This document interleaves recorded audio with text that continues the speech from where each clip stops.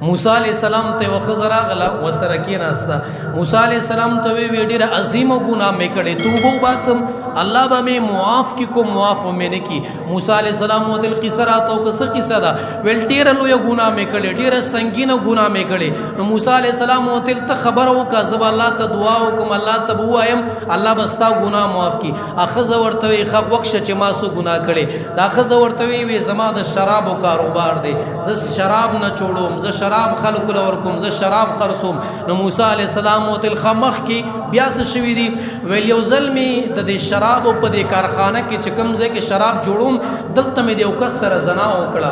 وې د هغې زنا نه زما حمل پیدا شو، د هغې حمل په نتیجه کې بچې دنیا ته راغی.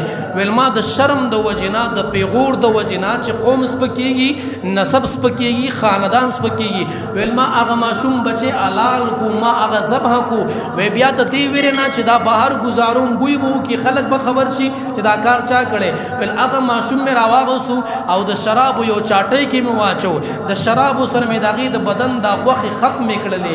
بیا دا شراب مې په خلکو باندې خرڅ کړ، د دې ماشوم دا غوښې مې د خلکو خېټې ته ورسولې، شراب مې پې وڅکل، د ماشوم دا غوښه مې ورته ورسوله، زنا مې وکړه، ماشوم پیدا شو، قتل مې وکړو، دقه کار مې کړی، ما به الله معاف کړي کو معاف به مې نه کړي.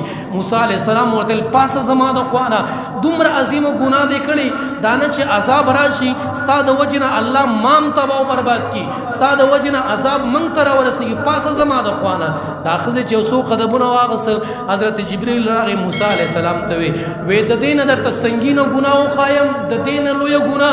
حضرت موسی وی علیه السلام د دې نه هم لویه ګناه د شرابو کاروبار دی، زنا یې کړې ده، ماشوم پیدا دی، ماشوم قتل دی، ماشوم یې ذبح کړی، د شرابو په چاټۍ کې اچولې، د خلکو خېټې ته رسولې، دې نه هم لویه ګناه.